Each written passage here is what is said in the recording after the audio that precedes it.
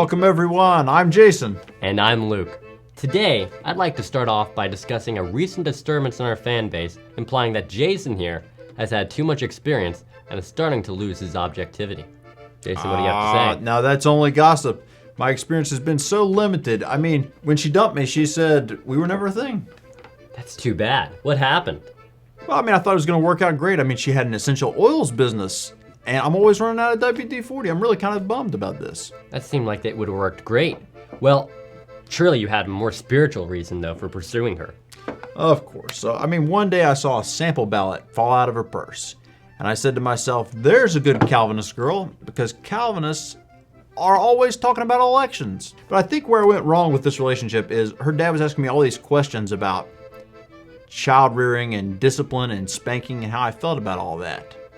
And I told him, of course, that I'm completely in favor because I had spanking supplied to me like vitamins up until I was 18 years old. And we see how good you turned out.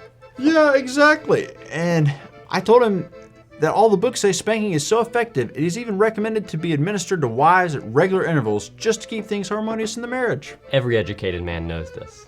I wonder why that relationship failed. So, speaking of experience, I heard that your favorite job being a wedding videographer, your favorite thing is to interview the bridesmaids. No. Me? Yeah, I heard you were using pickup lines like, can I make a biography video of your life? I would never use anything that corny. Davey Doo writes in, my mom and dad encouraged me towards anything in skirts, indiscriminately. What should I do? Gotta tell them to hold on a minute. Remember, discrimination is a good thing. Can you imagine what the world would be like if everyone was colorblind? David, you remind your parents, all is not gold that glitters.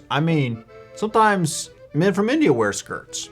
And with so many people wearing masks these days, you might just end up with the bearded lady, if you're not careful. Prove to your parents, Davey Doo, that you are an invaluable member of that household. Next time you see your parents in an argument, butt in there and play referee. This will endear you to them forever. You can also prove to your parents that you are young and growing by eating all the food in the house you can find. Our friends, the Vise guys from the fatherland, write in for a friend of theirs. My wife always cuts me off when I'm talking to her. She just won't stop talking. There are things I feel I should tell her, but she always interrupts me. What should I do? That's a really good question. For one, I'd say a good start would be locking up all those knives you got. And also, this might be another great use of duct tape. Just tear off a little piece, put it on her mouth, and you'll be awful glad you locked up those knives. Or else you'll be duct taping your arm back on. If these things don't work, you might at least open up an exhibit at the local circus and entitle it, The Woman Who Just Won't Stop Talking.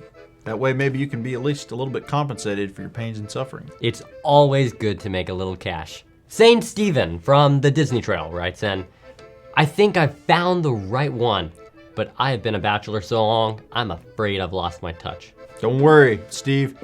Touching is easy, we'll walk you through it. First off, find an excuse to put your arm next to hers by comparing color of shirts. You might also want to casually mention that you have particularly long fingers and you might just need to compare them. If all else fails, you can study some old Pepe Le Pew footage. This is great inspiration. And remember, girls are way more scared of you than you are of them. Jehonadab from Kabul writes in, how do I assert my authority more in the home as man of the house? Well, sir, to gain a girl's respect, you have to grow chest hair. However, some of us have better luck with this than others. And the next best thing is to grow a neck beard. Neck beard is almost like chest hair. Still, a neck beard is sometimes hard to manage as well, so if you can get a Davy Crockett hat and you put the raccoon's tail on the front side, that helps. Better yet, organize the kitchen for her. This is the way men have asserted their dominance ever since facial hair went out of fashion. Women love it when you organize and categorize their different cooking utensils. Let's face it, women have trouble organizing things. That's why there's no female mechanics. Gabby from the Big C writes in, did you know the Bible commands the man to leave and cleave, but it doesn't say anything about the woman leaving her family? This is very interesting.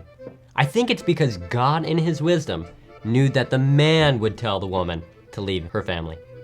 Gabby, we all know the woman's place is with her husband, so don't try sneaking back so you can come and boss us around again. Time for dinner. I'm afraid that's all the time we have for today. Tune in next week. To get more advice from the unmarried, Uncertified, and completely unbiased. Jman and Lukey. Farewell.